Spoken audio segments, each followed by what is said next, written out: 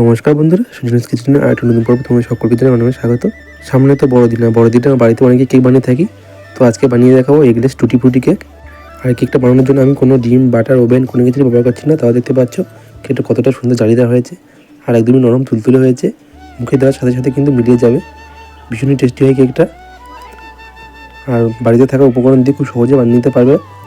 আর কেকটা বানাতে ভীষণই কম সময় লাগে, মাত্র 20 মিনিটে বানিয়ে নিতে পারবেন নরম তুলতুলে স্পঞ্জি কেক। আর কেকটা দেখতে পাচ্ছ কতটা নরম তুলতুলে হয়েছে, একদমই জালিদার স্পঞ্জি হয়েছে আর ভীষণই টেস্টি হয় খেতে কেকটা। তাহলে চলুন দেখে নেওয়া যাক রেসিপিটি। তো কেকটা বানানোর জন্য এখানে নিচে একটা অ্যালুমিনিয়ামের মোল্ড। এবার এই মোল্ডে অল্প একটু তেল ব্রাশ করে নিচ্ছি। তারপরে এর মধ্যে দিয়ে দিচ্ছি একটা পেপার, নর্মাল খাতা পেপার, আর কেটে এইভাবে গোল করে নিয়েছি। তো এর উপর থেকে অল্প একটু তেল ব্রাশ করে নিচ্ছি। তো খুব ভালো করে তেল ব্রাশ করা হয়ে গেছে। এবার এটাকে একটা সাইডে রেখে দিচ্ছি। তারপর নিচে এখানে একটা মিক্সিং বোল, এর মধ্যে দিয়ে দিচ্ছি হাফ কাপ পরিমাণে লিকুইড দুধ। তারপর দিচ্ছি 1/4 কাপ পরিমাণে সাদা তেল, আর দিচ্ছি 1/3 কাপ পরিমাণে চিনি। তারপরে দিয়ে দিচ্ছি হাফ টেবিল স্পুন ভিনিগার। এরপর একটা হ্যান্ড স্কুইর সাহায্যে ভালো করে সব কিছু মিশিয়ে নিচ্ছি যতক্ষণ না চিনিটা গলে যাচ্ছে। তো দেখো মেশাতে মেশাতে চিনিটা পুরো গলে গিয়েছে। এবার এর মধ্যে দিয়ে দিচ্ছি 1.5 কাপ পরিমাণে ময়দা।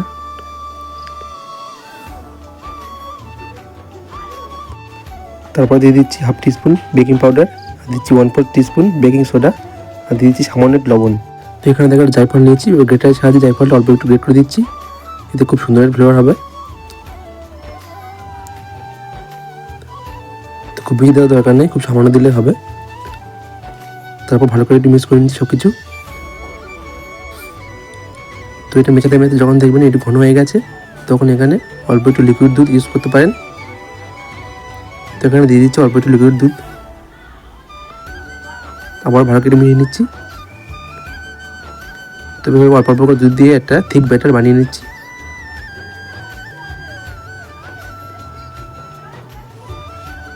দেখো এরকম স্মুথ ব্যাটার বানিয়ে নিতে হবে। তারপরে দিয়ে দিচ্ছি মধ্যে কয়েক ফোঁটা ভ্যানিলা এসেন্স, এতে খুব সুন্দর একটা ফ্লেভার হবে। আর দিচ্ছি খুব সামান্য একটু ইয়েলো ফুড কালার, এতে খুব সুন্দর একটা কালার হবে কেকের মধ্যে। তারপর আবারও সব কিছু ভালো করে মিশিয়ে নিচ্ছি। তো দেখো ভালো করে মিশিয়ে নিয়েছি। এবার দিয়ে দিচ্ছি এর মধ্যে 1 টেবিল চামচ টুটি ফ্রুটি। এই টুটি ফ্রুটিটা আমি বাড়িতে বানিয়েছি, এই ভিডিওটা আমার চ্যানেলে দেওয়া আছে, তোমরা গিয়ে একবার প্লিজ চেক করে নিও। এর মধ্যে সামান্য একটু ময়দা দিয়ে দিচ্ছি, ময়দাটা দিয়ে ভালো করে মিশিয়ে নিচ্ছি। এর মধ্যে ময়দাটা দেওয়ার একটাই উদ্দেশ্য, যাতে টুটি ফ্রুটিগুলো তোলায় না চলে যায়, কেকের মধ্যেই থাকে। টুটি ফ্রুটিগুলো দেওয়ার পর ভালো করে মিশিয়ে নিচ্ছি। ভালো করে মিশিয়ে নিতে হবে যাতে কোনো লাম্পস না থাকে, লাম্পস ফ্রি ব্যাটার বানিয়ে নিতে হবে। তো আমাদের কেকের ব্যাটার এখানে একদম তৈরি হয়ে গেছে। আর ব্যাটারটা এরকম একটু ঘন করে বানাতে হবে। এরপর আগে থেকে তেল ব্রাশ করে রাখা কেকের মোল্ডের মধ্যে কেকের ব্যাটারটা ঢেলে দেবো।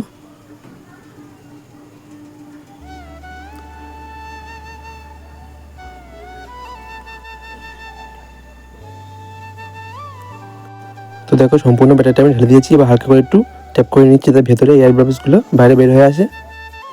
তারপর এর উপর থেকে অল্প একটু টুটি ফুটি ছড়িয়ে দিচ্ছি, এটা দেখতে এবং খেতে দুটোই ভালো লাগবে। তো দেখো টুটি ফুটি দেওয়া হয়ে গেছে। এবার এটা বেক করার পালা। কেকটা বেক করার জন্য হাঁড়ির মধ্যে একটা স্ট্যান্ডে রেখে এটাকে 5 মিনিট আগে প্রিহিট করে রেখেছিলাম। তো এর ভিতরে কেক টিনটা বসিয়ে দিচ্ছি। তো দেখো বসানো হয়ে গেছে। এবার ঢাকা দিয়ে কেকটাকে 10 থেকে 20 মিনিট সময় ধরে বেক করে নেব। আর গ্যাসের ফ্লেমটাকে এই সময় অবশ্যই লোতে রাখতে হবে, কোনোভাবে হাই করা যাবে না, তাহলে কিন্তু উপর থেকে কালার চলে আসবে, ভেতরে কাঁচা থেকে যাবে। তো ফিরে আসছি 20 মিনিট পর। তো দেখো ফিরে আসলাম 20 মিনিট পর।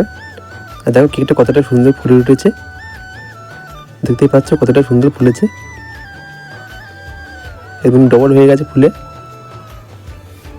দেখো একদমই কিন্তু কাঁচা নেই। আর টুথপিক নিয়েছি, এবার টুথপিকটা কেকের মাঝখানে ঢুকিয়ে দেখবো যে পারফেক্ট হয়েছে কিনা। তো দেখো টুথপিকটা কিন্তু একদমই ক্লিন এসছে, তার মানে কেকটা একদম পারফেক্টভাবে বেক হয়েছে। গ্যাসের ফ্লেমটাকে এবার অফ করে দিচ্ছি, আর কেক টিনটাকে এবার বের করে নিচ্ছি হাঁড়ির ভেতর থেকে। তো দেখো কেক টিনটা বের করে নিয়েছি। তো এবার এটাকে একটু ঠান্ডা করে নেবো, তারপর এটাকে আনমোল্ড করব। তো দেখো কেকটা কিন্তু অনেকটা ঠান্ডা হয়ে গেছে। এবার কেকটাকে আনমোল্ড করে নেবো, তার আগে এই সাইডগুলো ছুরি দিয়ে একটু ছাড়িয়ে নেবো, যাতে খুব সহজেই কেকটা বার হয়ে আসে। তো তারপর এখানে প্লেট নিয়েছি, প্লেটের উপরে কেকটাকে উপর করে দেবো। তারপর এইভাবে একটু ট্যাপ করে নেবো হালকা করে। তাহলে দেখতে পাচ্ছ খুব সহজে কেকটা বার হয়ে এলো। দেখতে পাচ্ছ কেকটা কিন্তু একদমই পুড়ে যায়নি, পারফেক্ট বেক হয়েছে আর খুব সুন্দর একটা কালার এসছে। কেকের উপর থেকে কেক কাগজটা তুলে নেবো।